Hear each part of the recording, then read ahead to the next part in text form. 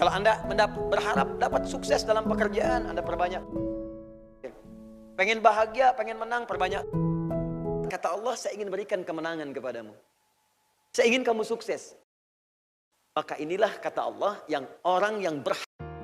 Assalamualaikum warahmatullahi wabarakatuh. Dapatkan rangkuman ceramah dari para ustadz terbaik yang kaya akan ilmu di Ruang Ustadz dengan cara klik like, subscribe, serta aktifkan tombol loncengnya.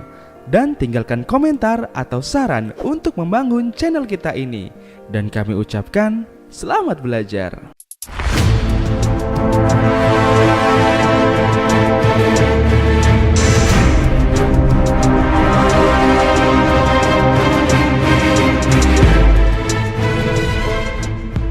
Kita harus melihat apakah Ramadan kita berhasil atau tidak. Kalau berhasil, pertahankan. Kalau ukuran ini belum ada, maka jangan disesali. Tapi buktikan bahwa kita bisa masuk ke dalam hukumnya. Apa kata Allah? Lihat ujung ayatnya. Setelah Allah katakan, Syahrul Ramadan alladzi unzila fihil Qur'an, dan seterusnya. Perhatikan ujungnya. Walitukabbirullaha ala ma hadakum wa la'allakum tashkurun. Setelah kalian berlatih puasa, Allah, setelah kita jalani ibadah itu, kata Allah, maka di penghujung akhir Ramadan, akan masuklah kepada hari baru, di awal bulan Syawal itu, yang kita kenal dengan Idul Fitri, kata Allah ada ibadah pertama yang kita sampaikan. Perbanyak takbir. Takbir, takbir, takbir, takbir. Allahu Akbar, Allahu Akbar, Allahu Akbar. Karena itu orang selesai Ramadan, begitu masuk maghrib dia takbir. Allahu Akbar, Allahu Akbar, Allahu Akbar. Sampai Isya ada takbir keliling. Bahkan kaset ikutan takbir itu kan. Orangnya jalan kasetnya takbir ya. Baik, yang masuk surga Sony-nya itu. Nah, kemudian takbir, takbir, takbir, takbir. Sampai besoknya, sampai Idul Fitrinya. Nah, persoalannya adalah takbir ini kan ada gambaran dari satu kemenangan. Gambaran dari satu kesuksesan. Ya, menang, sukses, bahagia. Jadi kalau orang mendapatkan kemenangan, dapat kesuksesan, dapat kebahagiaan. Itu umumnya dalam Al-Quran dan Hadis, ungkapan tiga hal ini diungkapkan dengan takbir. Jadi kalau Anda berharap dapat sukses dalam pekerjaan, Anda perbanyak takbir, takbir, takbir. Pengen bahagia, pengen menang, perbanyak takbir. Karena itu perhatikan, masih ingat ibadah apa yang kita lakukan setiap hari yang nggak boleh ditinggalkan? Salat. Ingat ya? Salat. Perhatikan baik-baik. Bukankah saat awal salat kita bertakbir? Bukankah panggilan salat dibuka dengan takbir? Azan, Allahu Akbar, Allahu Akbar. Nah, sekarang saya berikan rahasia penting. Perhatikan baik-baik. Dalam bahasa Arab, kemenangan, kesuksesan, kebahagiaan, itu katanya cuma satu. Namanya falah. Falahun. Hayya 'alas shalah. Ayo salat.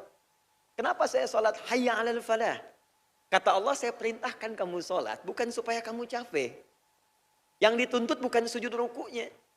Semua nggak sujud, nggak ruku, tetap tidak akan menurunkan status Allah sebagai Tuhan. Allah nggak butuh. Tapi kenapa kita sholat? Kata Allah, saya ingin berikan kemenangan kepadamu. Saya ingin kamu sukses. Saya ingin kamu bahagia. Makanya setiap kita sholat, itu semua kalimatnya doa. Doa minta tenang, doa minta sukses, doa minta bahagia. Coba ketika teman-teman duduk di antara dua sujud. 8 permintaan. Rabbighfirli warhamni wajburni warfa'ni warzuqni, dan seterusnya. Bukankah di situ ada minta rizki, minta sukses, minta tenang, minta rahmat, minta ampunan, ini semuanya. Makanya ketika dipanggil sholat, hayya 'alal falah, ini yang ingin diberikan. Tapi yang mau saya sampaikan adalah, ada satu ibadah berlangsung selama sebulan, yang kata Allah saking suksesnya orang ini, maka diminta ungkapkan kebahagiaan itu dengan mengatakan takbir. Allahu Akbar, Allahu Akbar, Allahu Akbar. Hanya persoalannya, siapa orang sukses ini? Ternyata ada dua sifat. Ada dua sifat, ada dua ciri. Teruskan ayatnya. Ala ma hadakum. Saya cepat. Pertama, golongan yang berhak bertakbir. Dan takbirnya benar dalam pandangan Allah. Jadi nanti ada orang yang ketika Idul Fitri, itu sekedar takbir. Tapi tidak punya dua sifat ini. Bahkan ulama membuat ungkapannya sangat indah. Kata ulama, laisal idu liman labisal jadid. Id itu bagi orang takbir bukan sekedar takbir yang cuma bawa pakaian baru. Walakinnal ida liman taqwahu yazid. Tapi id itu akan ditampilkan dalam ciri-ciri berikut dalam Al-Quran yang takwanya itu bertambah. Ciri pertamanya, ala ma hadakum. Ala ma hadakum. Dia bertakbir karena dia telah berhasil menang, sukses, bahagia, mendapatkan hidayah Allah selama Ramadan. Hadakum. Dia dapat hidayah. Fokus ya, hati-hati. Fokus, hati-hati. Hadakum itu kata kerjanya. Pemberiannya disebut dengan hidayah. Bentuk tunggalnya. Bentuk tunggalnya, mufrad dalam bahasa Arab, singular dalam bahasa Inggris. Tunggal. Tapi jangan dicari istilah lain ya. Kadang-kadang suka ada banyak nyebutkan istilah tapi bukan pada tempatnya. Misalnya bentuk jomblonya, bukan ya. Ini tunggal. Karena sekarang banyak orang menyebutkan istilah tapi bukan pada tempatnya. Misal syariat itu bagus. Tapi tidak semua orang bisa menyebutkan konteks tertentu dengan nama syariah. Hijab syar'i ada. Bank syariah ada. Koperasi syariah ada. Tapi misalnya futsal syariah itu tidak ada. Ya, kalau bagi pakai bismillah misalnya kan. Baik, dapat ngolongin alhamdulillah, ya. Kegolin astagfirullah. Baik, dapat gol sujud syukur, ya. Bunuh diri sujud taubat misalnya kan. Itu tidak ada, ya. Jadi yang syariah tetap umum. Ini bentuk tunggal. Nah, teman-teman, kalau ini dijamakkan berubah menjadi hudan namanya. Apa namanya? Hudan. Hidayah itu tunggalnya, jamaknya disebut hudan. Fokus. Hidayah itu punya banyak makna. Satu, bisa berarti iman. Jadi ada orang yang selama Ramadan itu mendapatkan hidayah Allah sehingga dia belajar dan memutuskan untuk beriman. Masuk Islam. Itu sangat bahagia ketika ada teman-teman yang bersyahadat. Kemarin alhamdulillah ada 2 orang, satu dari Austria, yang satu lagi dari Indonesia bersyahadat. Sebelumnya sahabat kita ya, ada Mas Dedi juga bersyahadat. Sebelumnya ada lagi yang syahadat, ada yang syahadat, ada yang selama Ramadan, dan setiap tahun selama Ramadan itu pasti ada orang-orang yang pernah sentuhan. Tersentuh dia dengan kemuliaan Islam, masuk Islam. Saat itulah kemudian ketika masuk Islam kata Allah, takbirlah engkau, takbir, takbir. Karena ibadah yang telah engkau pelajari itu mendekatkan engkau dengan Allah sehingga mendapatkan anugerah iman. Di poinnya. 2, fokus.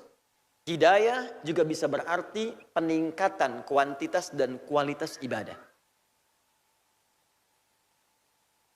Sebelum Ramadan, maaf, sholatnya fardu saja. Kadang-kadang juga terlambat. Ya, 2, 4, 4, 3, 4. 2 subuh, 4 zuhur, 4 asar, maghrib 3, isya 4. Kadang-kadang terlambat. Saat Ramadan, jangankan fardu, tertinggal sunnah kita bisa gelisah.